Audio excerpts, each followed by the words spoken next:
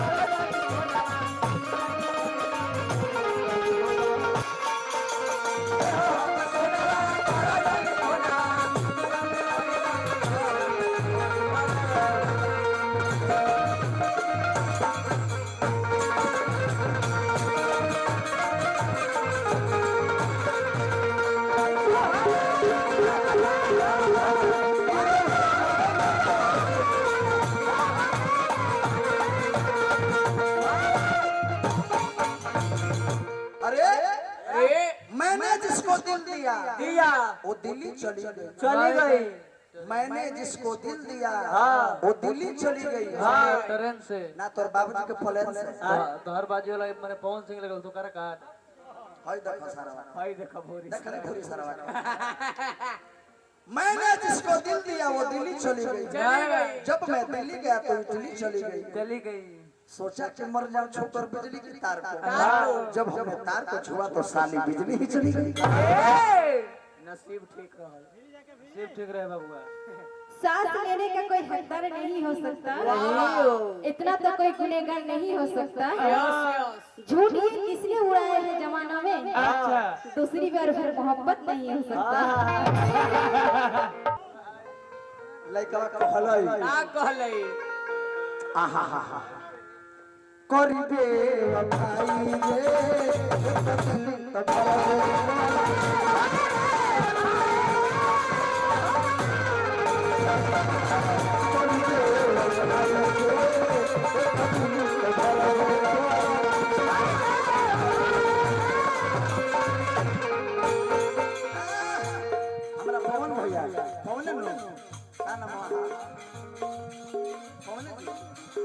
बहुत रुपया का पुरस्कार हार गए बुढ़ा जी के अरे ये तो सुतर मारे तो सुतले में ले ले उनकरा के करिबे रखाइए हे पति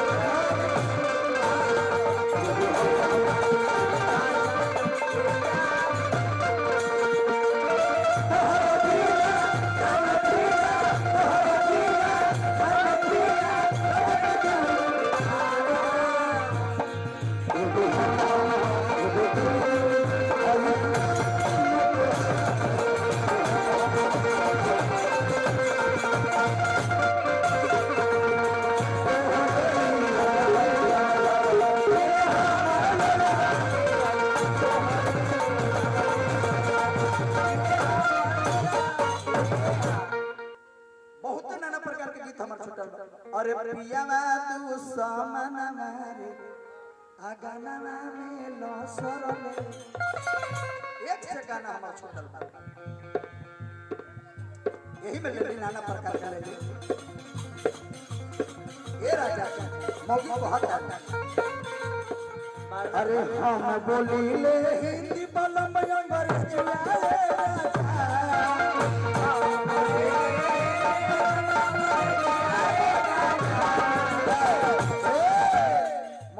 अरे नैहर में न सिखनी नवल दिया रामा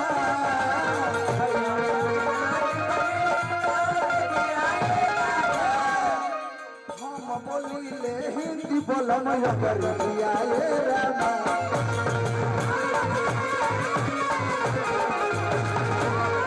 हम बोली ले हिंदी बोलम कर दिया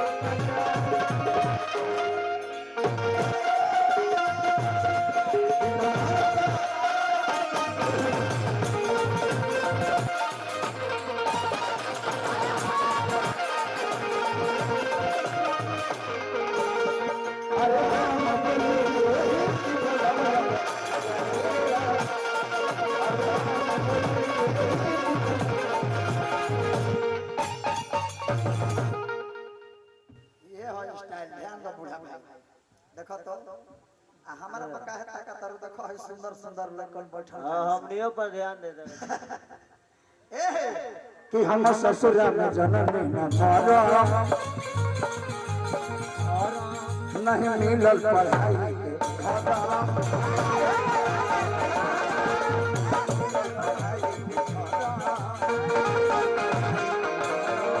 अरे नैहर में ना सिखनी अरे नैहर में ना सिखनी हम बोली हिंदी बोलम